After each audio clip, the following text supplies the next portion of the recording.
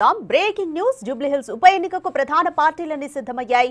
రాజకీయ పార్టీలు బైపోల్ ను అన్ని పార్టీలు కూడా ప్రతిష్టాత్మకంగా తీసుకున్నాయి. ఇప్పటికే అభ్యర్థిని ప్రకటించి బీఆర్ఎస్ ప్రచారంలో ముందంజలో ఉంది. కాంగ్రెస్ మాత్రం అభ్యర్థిపై ఇంకా కసరత్తు చేస్తోంది. బీసీ అభ్యర్థిని రంగంలోకి దించాలని అధికార కాంగ్రెస్ భావిస్తుంది. అందులో భాగంగానే ముగ్గురు మంత్రులకు జూబ్లీహిల్స్ గెలుపు బాధ్యతలను అప్పగించింది. అటు ప్రభుత్వ వ్యతిరేకత సానుభూతిని అనుకూలంగా మార్చుకునేందుకు బీఆర్ఎస్ వ్యూహం పన్నుతోంది. ఉప ఎన్నిక గెలుపుతో హైదరాబాద్ లో సత్తా చాటాలని కమలం పార్టీ చూస్తోంది. ఈ క్రమంలోనే నియోజకవర్గంలో మైనార్టీ ఓటర్లు కీలకంగా మారారు. మైనార్టీ ఓట్లను రాబట్టుకునేందుకు బీఆర్ఎస్ కాంగ్రెస్ వ్యూహాలు రచిస్తున్నాయి.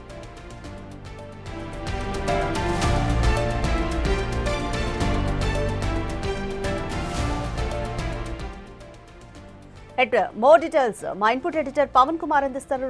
పవన్, జూబ్లీహిల్స్ బైపోల్ కు సంబంధించి డేట్ కూడా వచ్చేసింది. అన్ని పార్టీలు సిద్ధమవుతున్నాయి. ఇంకా బీఆర్ఎస్ బీజేపీ అభ్యర్థుల్ని ప్రకటించాల్సి ఉంది. సో కంప్లీట్ డీటెయిల్స్ ఏ విధంగా ఉన్నాయి? అన్ని పార్టీలు కూడా ఎటువంటి వ్యూహాన్ని అనుసరించబోతున్నాయి? జూబ్లీహిల్స్ ఉప ఎన్నిక నోటిఫికేషన్ విడుదలవడంతో అన్ని పార్టీలలో కూడా హడావిడి మొదలైంది. ఇప్పటికే ఒక ఇంత ముందంజలో ప్రచారంలో ముందంజలో బీఆర్ఎస్ ఉందనే చెప్పాల్సి ఉంటుంది. ఎందుకంటే అందరికన్నా ముందుగా అభ్యర్థిని ప్రకటించింది బీఆర్ఎస్. దివంగత శాసనసభ్యుడు మాగంటి గోపీనాథ్ భార్య మాగంటి సునీతను అభ్యర్థిగా ప్రకటించి ఇటు ప్రభుత్వ వ్యతిరేకతను ఆసరాగా చేసుకొని సానుభూతిని రెండింటినీ తమకు అనుకూలంగా కలిసి వస్తాయన్న భావంతో ప్రచారం చేసుకుంటూ పోతుంది. కాంగ్రెస్ అమలు చేస్తున్న సంక్షేమ పథకాల్లో కొన్ని హామీలను నెరవేర్చలేకపోయిందంటూ దానికి సంబంధించి బకాయి కార్డులు విడుదల చేస్తూ దానిపైన ప్రచారం చేసుకుంటూ పోతుంది. ఇక కాంగ్రెస్ ఇప్పటికే ముగ్గురు మంత్రులకు ఇక్కడ బాధ్యతలు అప్పచెప్పింది, నియోజకవర్గ బాధ్యతలు అప్పచెప్పింది. మంత్రులు తుమ్మల నాగేశ్వరరావు, పొన్నం ప్రభాకర్తో పాటు వివేక్ వెంకటస్వామి ముగ్గురికి కూడా నియోజకవర్గంలో గెలుపు బాధ్యతలను అప్పచెప్పారు.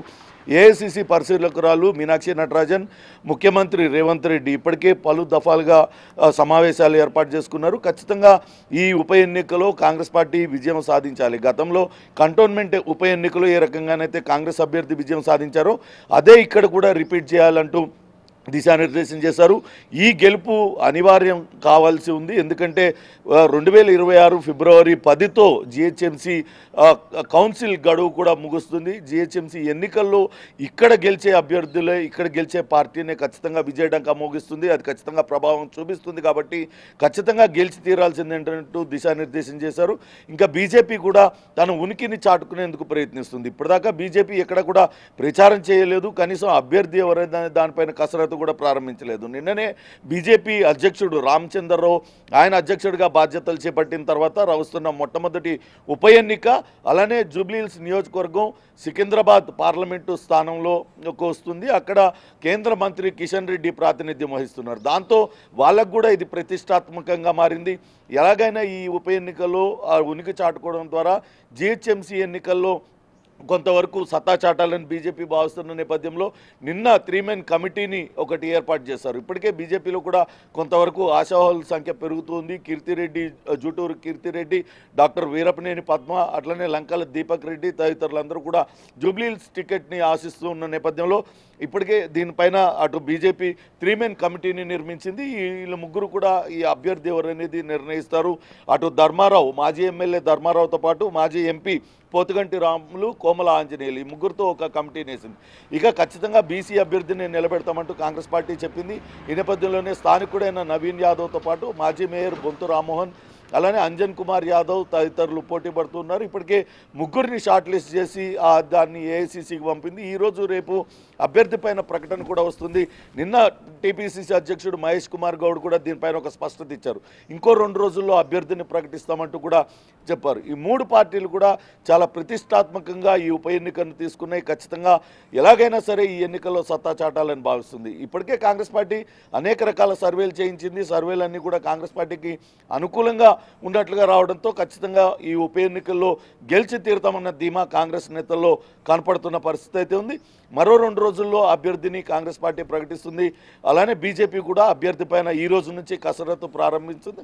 నోటిఫికేషన్ విడుదల కావడంతో ప్రధాన పార్టీలన్నింటిలో కూడా హడావుడి మొదలైంది. వీలైనంత త్వరగా అభ్యర్థుల్ని రంగంలో దించి ప్రచారాన్ని ముమ్మరం చేయడానికి అన్ని పార్టీలు కూడా సిద్ధమవుతున్న పరిస్థితి అయితే కనపడుతుంది.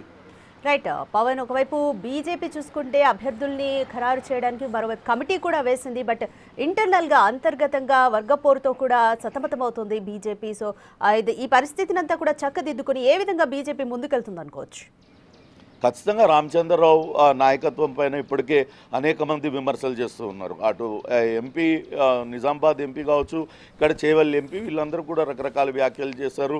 ఖచ్చితంగా ఈ ఎన్నికల్లో సత్తా చాటాలని బీజేపీ భావిస్తున్న నేపథ్యంలో నేతల మధ్య సమన్వయం అనేది ముఖ్యంగా మారింది. నేతలందరినీ కూడా సమన్వయం చేసుకుంటూ ముందుకెళ్లడానికి బీజేపీ పార్టీ ప్రయత్నిస్తుంది. ఈ నేపథ్యంలోనే ముగ్గురు సీనియర్ నాయకులతోనూ ఒక కమిటీని ఏర్పాటు చేసింది.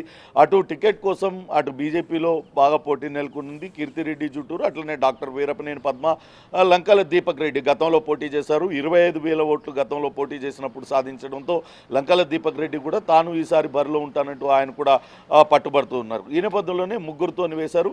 సమన్వయం చేసుకొని నాయకులందరినీ విభేదాలన్నింటినీ పక్కన పెట్టి ఈ ఎన్నికల్లో గెలిపే లక్ష్యంగా సత్తా చాటేలా పనిచేయాలంటూ అటు కార్యకర్తలు కూడా బీజేపీ అగ్రనాయకత్వం కూడా దిశానిర్దేశం చేస్తున్న పరిస్థితి అయితే ఉంది. Right, thanks for the update Pavan. So Jubilee Hills bypoll కు డేట్ వచ్చేసింది. పోలింగ్ నవంబర్ 11న ఉంటుంది. ఈ నేపథ్యంలో అన్ని పార్టీలు కూడా సన్నద్ధమవుతున్నాయి. ఇప్పటికే బీఆర్ఎస్ అభ్యర్థిని ప్రకటించింది. ప్రచారంలో కూడా ముందుకు దూసుకెళ్తుంది. మరోవైపు కాంగ్రెస్, బీజేపీ తమ అభ్యర్థులని ప్రకటించే